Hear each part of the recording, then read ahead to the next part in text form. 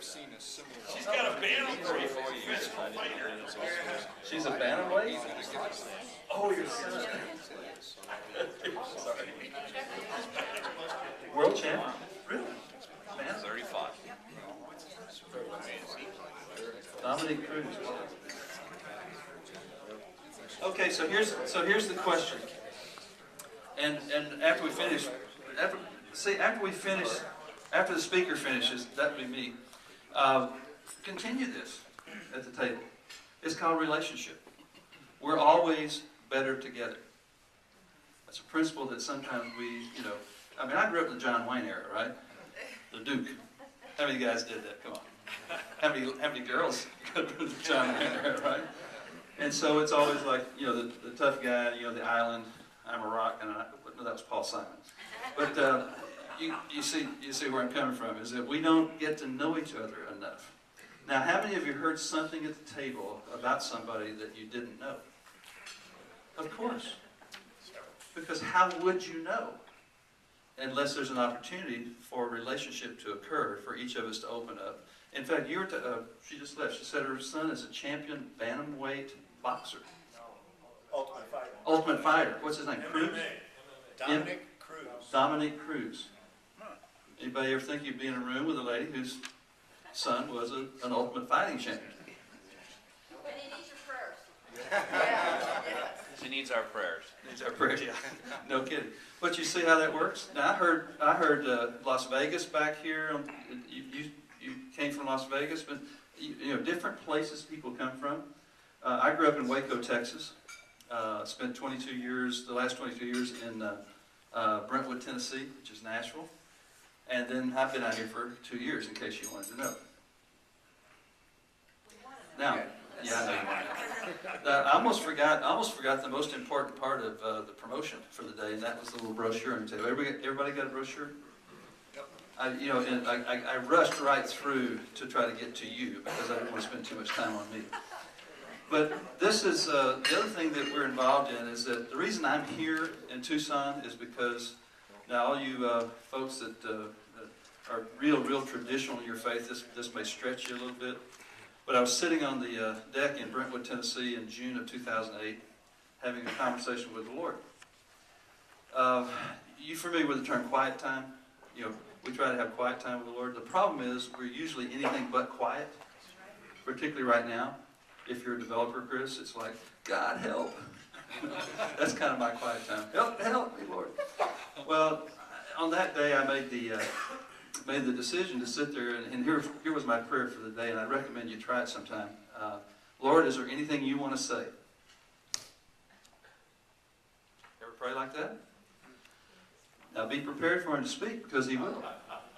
And he said, yeah, I want you to go to Tucson, I want you to go to Arizona and help build a men's ministry there. My response was, huh? Now, I didn't hear him audibly. I hope I will hear him audibly someday. It would probably be a little easier. But in my spirit, that's clearly what he said. Now, my wife, Sue, is from Tucson. And, like the Baptist preacher, I told you I'm from Waco, Texas. Everybody familiar with Waco, Texas? You've heard of that? Yeah, you know what Waco stands for? We ain't coming out. But if you're old enough, you'll remember that. Okay. Now, that'll help you remember Waco. Waco's not the garden spot of the world. I tell people all the time, Waco's a great place to be from. Some of you will get that tomorrow. But see, it's like the preacher of the First Baptist Church in Waco. And he gets a call from the First Baptist Church in Dallas. Everybody familiar with W.A. Criswell in the past? The First Baptist Dallas is like a landmark, Southern Baptist Church. Do I have any Southern Baptists in the house? That's right, I'm in Tucson. Where I come from, everybody's a Southern Baptist. And so he gets the call. They say, we want you to come and take over this historic pulpit. It's gone from a church of 1,000 to a church of 8,000. Your salary will be tripled, and you'll be able to stand in the pulpit that W.A. Criswell created and has impacted the nation. And of course, he did the right thing. He said, okay, well, I'll talk to my wife, and we'll pray about it, and I'll get back to you. They said, great. So he goes home, sits down with his wife, and he says, okay, now here's the deal. We would move from Waco to Dallas. We moved from a 1,000-member church to an 8,000-member church. We moved from who knows anything about this church, to the pulpit and the platform of W.A. Criswell. And I told him that we would pray about it and get back to him. And she says, "That's right, honey. You pray while I pack." And that's pretty much what happened, because my wife's from Tucson. So I knew if I told her what the Lord had said, then we would be packing. So I did the right thing. I took the appropriate amount of time before I told her. It was probably 20 minutes. And then really sought the Lord on how to do this. And so I won't bore you with the rest of the story, but that's how I got here, arriving October of 2008. So we began to do the work of the ministry and see what God wanted to do elsewise. Now, that's a good principle, by the way. If we will do the work of the ministry and let Him build something if He wants to, it works a little bit better. I've done it the other way most of my life. So that was a paradigm change for me. To make a long story short, we started with 40 guys in one church. And then in January of this year, we held our first statewide conference, and we had 2,000 guys from over 100 churches. Now, for all of you who are kind of nervous about denominations and, you're concerned about that, I grew up Southern Baptist. I still consider myself Southern Baptist, although my wife laughs at that. I spent 3 years as a Methodist. Everything I know about the gifts of the Spirit I learned from Chuck Smith, which is Calvary Chapel. Everything I know about the manifestation of the gifts I learned from John Wimber, which is the Vineyard. Everything I know about faith I learned from Kenneth and Gloria Copeland. So that's why they don't think I'm Southern Baptist anymore.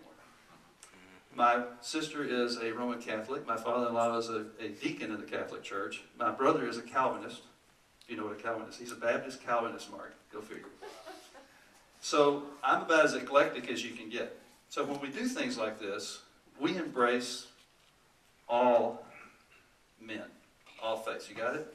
So somewhere you fit in there. We even like atheists, Come on in, because that's how you learn. So I left some of these brochures. We're doing our second one here. This is the promotion part. Tell somebody about it. And you guys come join us. Ladies, if you want to come, as long as you come and volunteer to work the book table, you can slip in the back. Okay? But those of you who come, if the ladies come, you must be silent in church. Okay, that went over like a lead balloon. It's in the Bible. Okay, that's a different message. So everybody got that, and I've left a lot of brochures around. Please take them and pass them to your men's ministry leaders or your. And by the way, a lot of the men come to our events because the ladies send them, and and it has paid some benefits. So that's coming January 2011. Okay. And how much is the registration before November 30th, sir? Oh, my promotion man over here. Yeah, by the way, the cost of this is pretty expensive. It's $10, and we feed you. So money is not the object here, okay? Because we really want to see God move in the lives of men, and we see the impact of that every day in the ministry. So there you go. There's that promotion. All right, so that's enough about me, enough about you. Now let's talk about the people you work with. You ready for that? I'm just about to, here's the 5 minutes that I've been promising. Everybody take the sheet in front of you. And by the way, grab those brochures. I got some more. Seriously, help us get the word out about it. Because it's going to pack out. We had 2,000 last year, and we can only seat 2,200, so the sooner people get registered. And it's i-tickets and all that, so it's pretty easy to do. So do that and bring it. Everybody got one of these in front of them. You're probably going to want to write on this, so feel free. This is your copy. In 1987, I was a partner in Maranatha Music. Does that name ring a bell with most of you? The praise albums, you remember the praise albums that came out of Calvary Chapel? Well, I was part of a group that acquired that from Calvary Chapel, acquired that record label and the music publishing company. So we were having a partner meeting up at Lake Arrowhead. And a gentleman came in who was a friend of one of our partners, a guy named Bob Beal. It's B-O-B-B, Beal, B-I-E-H-L. And that's a name you might, if you want to write that down, you can Google him. And Bob was a consultant, and he was unemployed. Okay, I've been a consultant, I can relate. But no, seriously, Bob came in and he was running a consulting firm that had 12 consultants across the country. And he had, for the last 10 years, they had consulted, I've forgotten what it was, some number like was it the Fortune 500? Was there a thing called the Fortune 500? Thousands, literally thousands of corporate executives, Fortune 500 executives. And they had developed what you have in front of you. Now, this is my version of it, so don't blame this on Bob.